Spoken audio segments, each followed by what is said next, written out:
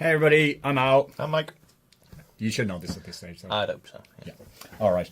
We're the guys that are in labs. So, continuing on from this sort of batch of sessions, we've talked to you about design documents, how they get used, why they're important, maybe some tricks on what makes a good one, what makes a bad one, keeping it concise, keeping it clear, and making sure that it's player focused, and making sure that it's just useful and it doesn't need to be too long. Yeah. It's just useful information.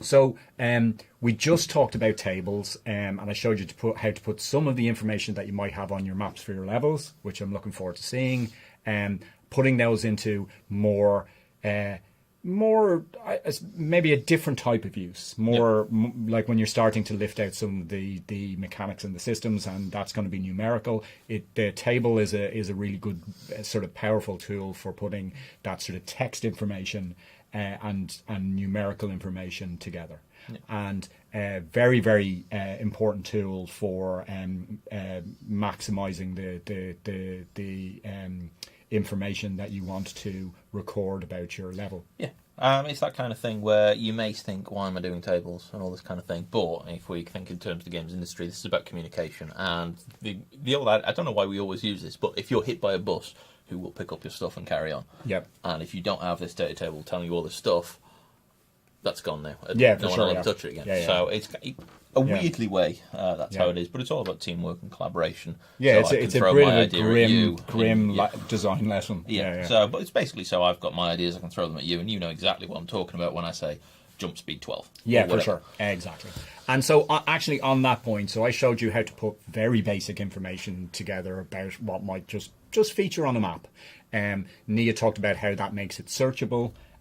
Mike's just said it makes it much more readable and much more easy to transfer to other members of the team. It's just more concise. So we're going to carry that forward and do a little bit more advanced sort of stuff with weapons and pickup. And the reason that weapons and pickups are important in this sort of theme of game is most first-person shooters are heavily driven by the weapons and the pickups. Yes. So some games it is the only thing that is the only real change is your weapon system, probably the enemies as well, but there's nothing else. So in a lot of adventure games you get new bits of gear which totally access new abilities, sure, yeah, that sort of thing. So Darksiders and whatever, you get a new bit of thing which opens a new area. But these very linear games, you can do them, this is the fun bit, with pretty much any weapon. Yeah, for the most part, and it kind of either comes down to you what you want to do or what your best strategy of a weapon is. So if you're in a really big, long area, using the shotgun all the time, probably not a good idea. No, sure, yeah. Sniper rifles exist. Yeah, and I mean, some of why we would put this in tables for sure is so that we can see the differences of weapons and start to figure out, are they just at the right weapon to use at that particular time in a level? Certainly in bigger levels. We're going to stay with tables for a while, and we're going to get a little bit more detail, but not too much. The reason we're doing this, and the reason sort of we use Doom as a general example is it's just one, it's a good game, but two, it's a really good example of these sophisticated, well balanced sort of weapons with lots going on for them. You're obviously your own weapons, the games that you're actually reviewing and deconstructing. In your fractured deconstructions are going to be using, you're going to have to break them down and put this information into some sort of useful form. But this is also going to be really useful when you're designing your own levels. And so this is the best way to start with that. So how might we use tables to record some of the information and place it into your own design work? We'll look at Doom again. And so very simple design task would be, how are we going to record all the game weapons and items? Yeah. Like we could, and we've seen many of you say 6 weeks ago when we asked you to deconstruct a web game, obviously just write it out in English. Yeah. And that's sort of useful, but there's a certain amount of information that would get lost in very long paragraphs of text, even if you included a lot of images, because that's just a very, very dense way of conveying information. Yeah. And so we need a sort of a simpler way, and tables are a really effective use of that. So where would we start? So maybe the first thing we might start with is, what are all the weapons? Yeah, just a basic list, kind of going through everything. This is kind of really useful when you're coming up with your own stuff, maybe in future years when you're going, I clearly need a pistol and a shotgun. And then you can ask yourself, do I? Yeah. And that kind of thing. So there's a few games that work very well with a very, very limited scope of weapons. And there's some games, like Doom, which gives you a wide array of things to play with and actually work on different player types over which weapons you use. So there's about 3 different actual proper combinations you can actually go through the game with to actually do stuff. It just depends on how you want to play it. Yeah, of course, and you can, and then you could go and play the game again, totally different weapon set, and it's going to really change up the experience. But what we really need is the broad strokes here. So we need to know, like, interesting things is just put it all together in a picture. Show me how different they all the sizes are. That's pretty useful, and just list them out. So these are the ingredients you're going to have for just weapons in the game, and so that's where you would start. That's a very, very simple early stage design task that would happen in any game environment. What have we got to use? The next thing we might do though is we might start listing them side by side, obviously we have to have. This starts to give us a sense of the common traits that are the same for weapons, but also some of the stuff that is different for those weapons. So we can immediately start to see that they're different in size. They're obviously got a different, very, very different visual style to each of them. But the descriptions of the games give yourself and other designers on the team a very, very clear indication of what you intend their use to be. And you can start to then compare information. Yeah, I mean, especially for like the UAC, so these are the only 2 guns that you get on that UAC, but already looking at that, you can go, I've got infinite ammo on the pistol. Sure. Which tells me straight away that there probably isn't a melee weapon that I use when it all goes wrong, which is a classic thing in most games where I've actually run out of ammo, I'm going to have to use my stabby thing. Yeah, for sure. So I can always rely back that I have a ranged system. Which already that's more useful, just that word. No, for sure, and you immediately know you'll be back pacing a lot with your pistol when you've run out of actual shells for the shotgun. And we can already start to see that there's a difference between the ammo types, and there's obviously a very clear difference here between like damage per shell. So we can start to see as game designers, like we think a lot about game design. We know that if you're balancing sort of max ammo with infinite versus 20 to 60 or 40 shells and that damage, you've got a very, very slow rate of fire, I would imagine. Yeah, and you also, there's something we didn't talk about, is something called ammo crisis, which is basically you actually start looking at how much ammo you've got versus how many things. And Doom, it doesn't hit you too badly, because it actually pushes you very forward into getting as much ammo as possible. So actually doing all your glory kills is actually really good, and that's one of the pushes of the game, I suppose. But if this kind of thing, any other game, I would probably go, that ammo is going to be rare. Yeah, for sure. For it, if I've got something with infinite ammo. So the rarity is a factor in some games.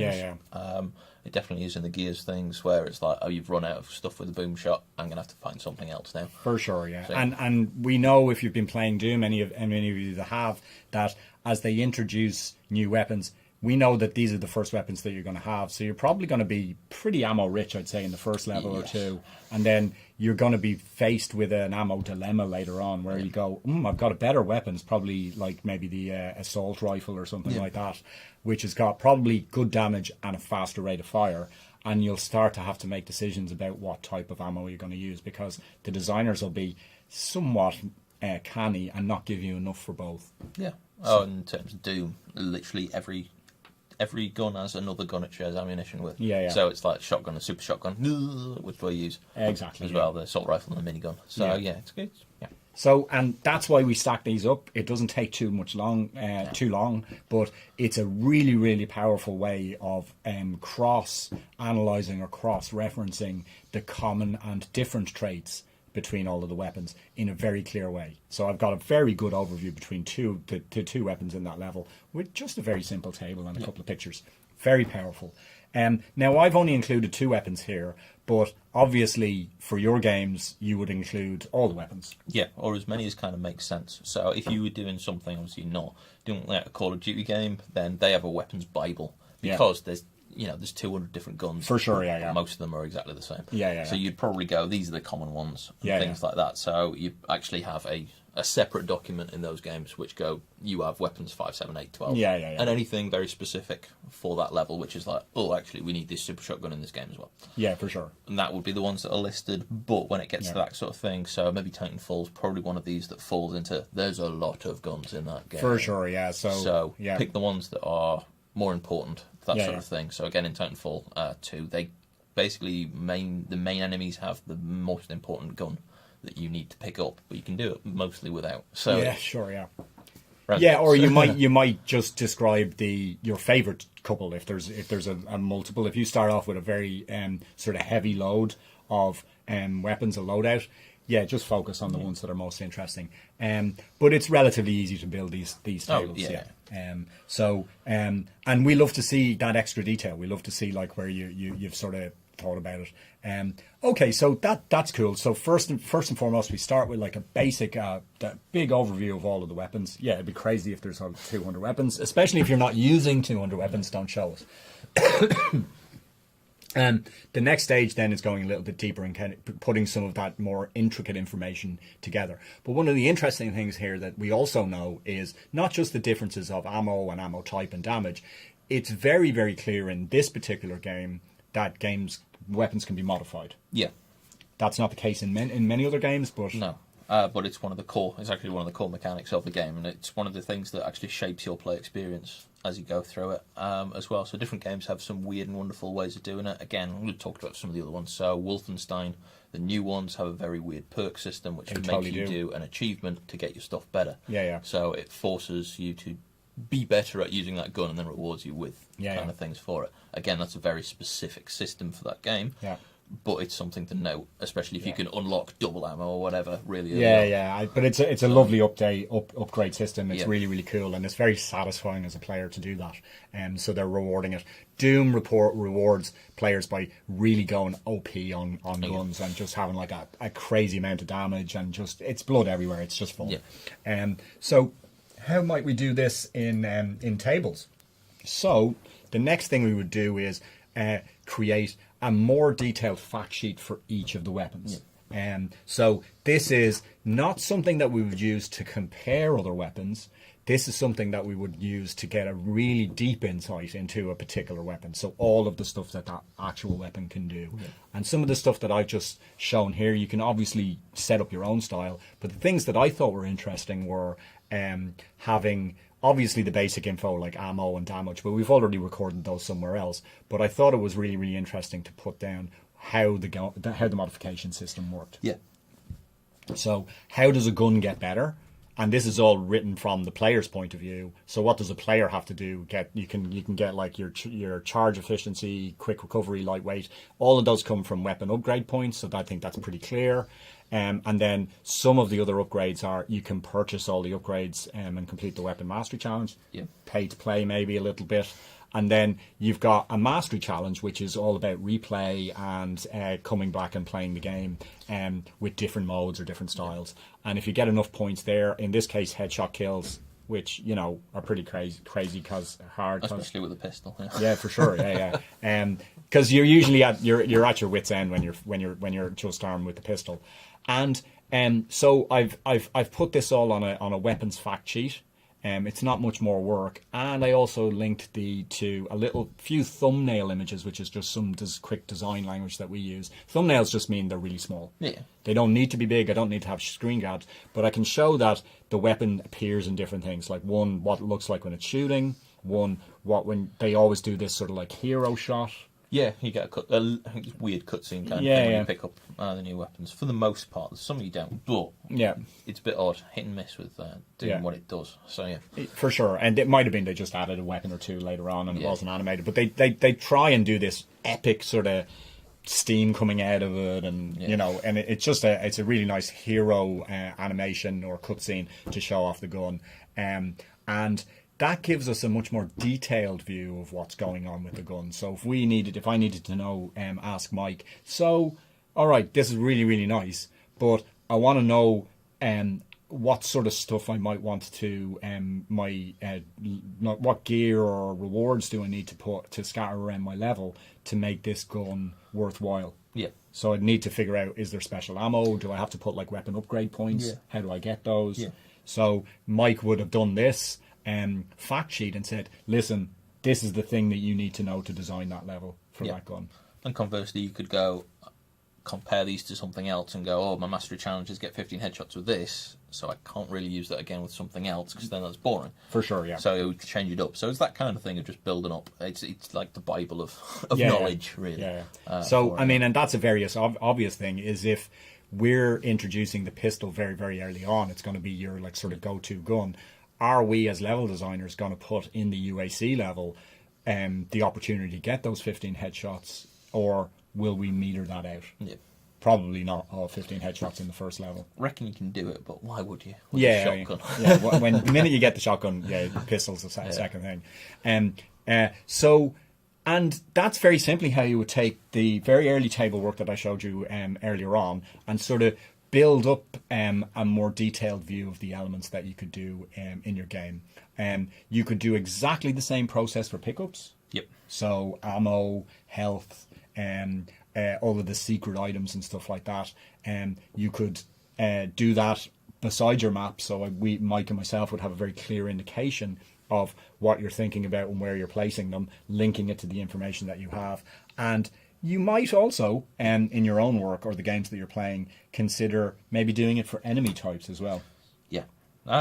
It's probably an important one for that kind of thing. Just listing out, I mean, again, you're probably not going to have too many variations. In most of the games, it's actually pretty limited. A lot of the time, the enemy's actually effectively declared by what weapon they're carrying rather than what they actually are. Not always the case. But, for sure, yeah. For those sort of things, it's just an enemy. It might have more health, but the only variation is going to be health and actual, possibly the weapon it's carrying. Yeah. That'll be it. And considering that your level design documents and your game design documents are usually sort of like what we call the Bible of your game, having this sort of level of information that's available makes your design work an awful lot easier. You can't hold a lot of all of this stuff in your head. No. You do need a reference. Tables with some images is a really, really good thing to sort of expand on your maps. And it's a great way of putting the mechanics of a game onto one or two pages and getting a real oversight. We'd love to see this work as well as all the other stuff. Like we definitely want maps, we definitely want annotations, we definitely want to see work in progress. We'd love to see some tables. We'll definitely love to see environmental stuff and mood boards in your design docs. So that's it for this video. We'll see you in labs. Yep. Cool.